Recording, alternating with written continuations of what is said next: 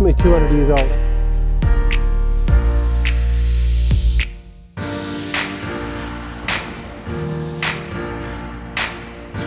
This irks the out of me.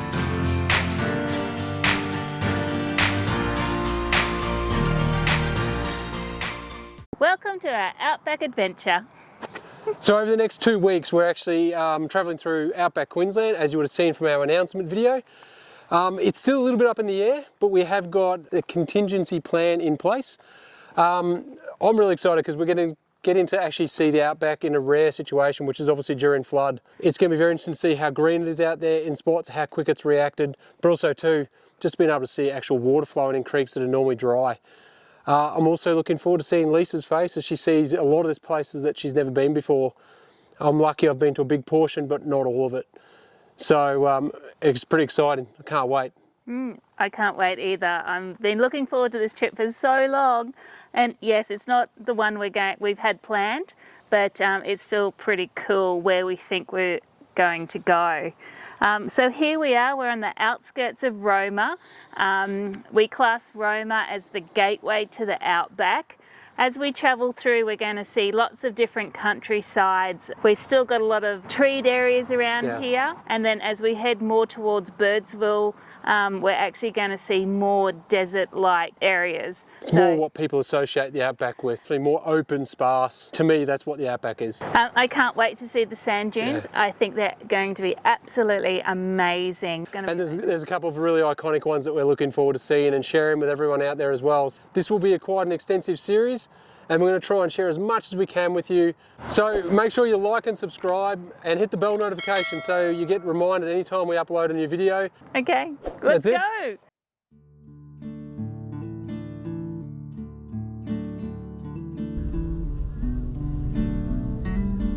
How good does it feel to get out of traffic and into those big open roads, where the horizon goes forever and the opportunities seem endless? I find this time so exciting thinking of all the adventures that are yet to come. Our first stop for the day was Roma. We called into the information centre and had a quick look at some of the local attractions. The Lenroy slab hut was hand-built in 1893. Interesting way of construction is they didn't use nails, they used wire driven into holes using a gimlet, which was then turned over on the end. They even utilised railway spikes in a few places. Not far from the centre of Roma stands proudly their largest commercially operated windmill. Originally built in the 1950s for a farm just outside of town, it found a new lease of life when it was relocated to its current location. The most striking feature of this windmill is its 9 metre diameter wheel. Combined with the total height of 15 metres, it makes for an impressive sight. Every time I see a windmill, it reminds me of how important they are to our countryside. With Australia being as dry as it is, there's no way without windmills we could not have settled into these more arid regions. With no way of pulling water from the ground, there's no way we could have supported stock or life. It's incredible that such a simple device helped shape a nation. Hey everyone, here we are at Amby, Queensland, and this is the site of the 3 scar trees, approximately 200 years old. Unfortunately, they're not live anymore. And we've actually learnt that the removal of bark from these trees were important practice for the Gungari people, and scarred trees hold significant cultural and spiritual importance. For Gungari people, scarred trees are a powerful reminder of their cultural and spiritual heritage.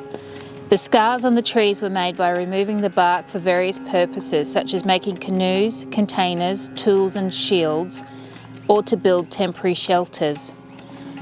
The removal of the bark also allowed people to climb trees for lookout purposes and hunt for possums or beehives. Scarred trees were also used to mark significant sites such as burial grounds or as a form as an artistic expression. To remove the bark, an outline was cut in the shape required using stone axes, or perhaps even steel axes once white Europeans arrived. The bark was then levered off, leaving scars that exposed the sapwood on the trunk or the branch of the tree. But this one looks like, perhaps this is the one they've cut the footholes in for the lookouts. Unfortunately, they're disappearing around Australia.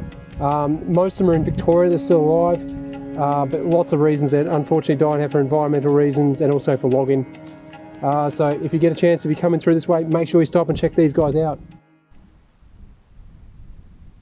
This is a memorial just outside of Mitchell. That's actually, it's to commemorate all the police officers, particularly, that lost their lives fighting Australian bushrangers. So the ridge just up there is where the Kenneth brothers were actually originally hiding, and they got flushed down to this scene down here. So this is some artwork to commemorate where the first of the Kenneth brothers was caught, which was... Oh, it's either James or Patrick. Yeah, I can't remember if it's James or Patrick, sorry. It's Patrick that got caught here. Yeah, so possibly Patrick. We'll have to double check that for you. But this is to commemorate the three officers that caught him here. And his brother actually did make it up the road a bit, and we'll go to that next, which just obviously is just a single solitary sculpture of him.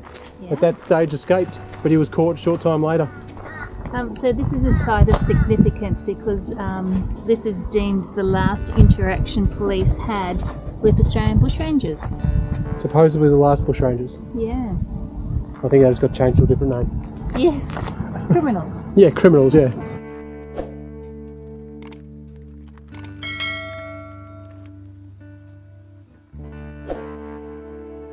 We've walked up, we're now on Paddy's Knob. Now, we're still arguing whether it's James or Patrick. It's James.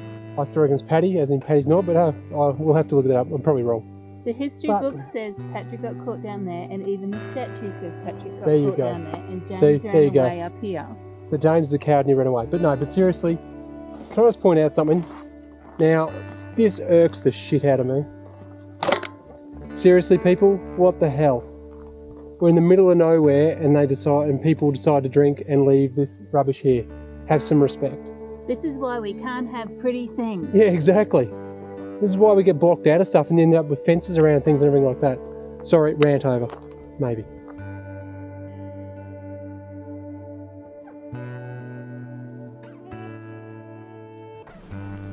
That's a good looking truck. It's this simple, hey? It's that simple. So we're at the old courthouse at Mitchell, and there's just a little plaque here that says the personality of our place. And it reads, "Before your feet lies a story about our shire and community. It is in the form of a mosaic tile and imprint pathway. It tells you many things about our community, about our way of life, the environment in which we live, the subsets of the whole community, and it tells you a little bit about our goals. Each section is accompanied by an interpretive sign. We'll invite you to spend some time and we'll tell you our story." Nice, let's go.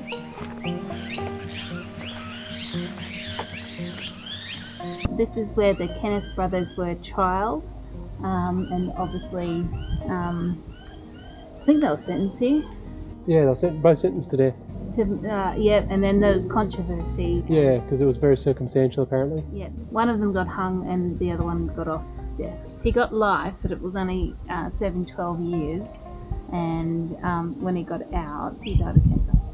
And then they found out after the fact, an anonymous source came forward saying he actually was the innocent one. He was the guilty one, wasn't he? And the innocent one was hung. That's right. So apparently the innocent one was hung, and the guilty one actually, well, I suppose he got his own anyway because he ended up with cancer. But he was actually eventually let out. Really nice little facility, unfortunately not open today, so make sure you drop in and have a look when you're coming through town.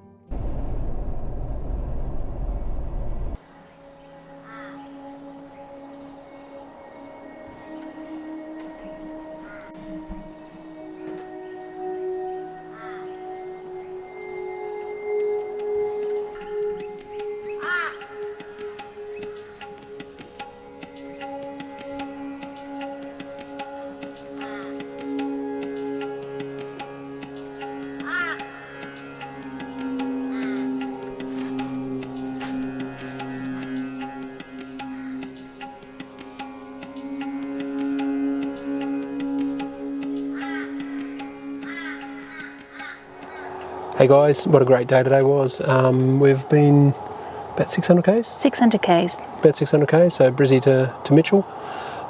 This is our free camp. It's stunning, it's incredible. For a free camp, it's just unbelievable. Yeah, it's called Fisherman's Rest and it's on the Manaroa River. Well done, I can never say it correctly. But it was great today. We got to see the largest still commercially operating windmill. Yeah. Got to see some bushranger history, which was really cool. Yeah. And we're still arguing about that.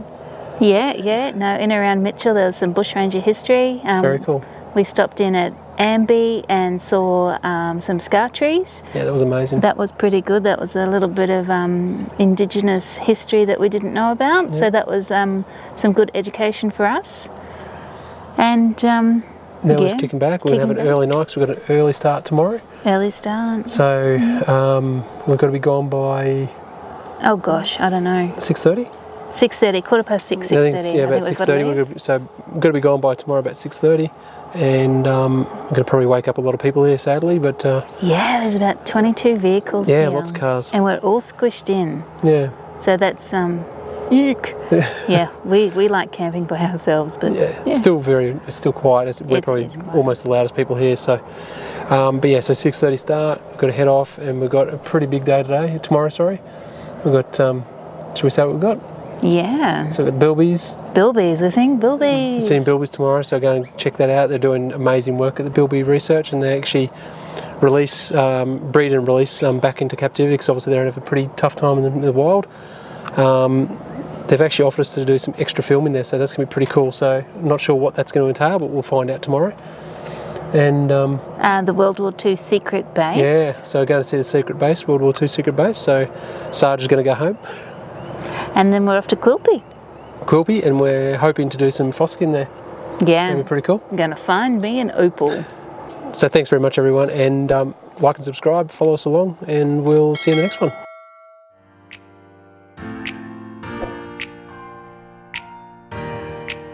Opals were created when the rainbows touch the ground.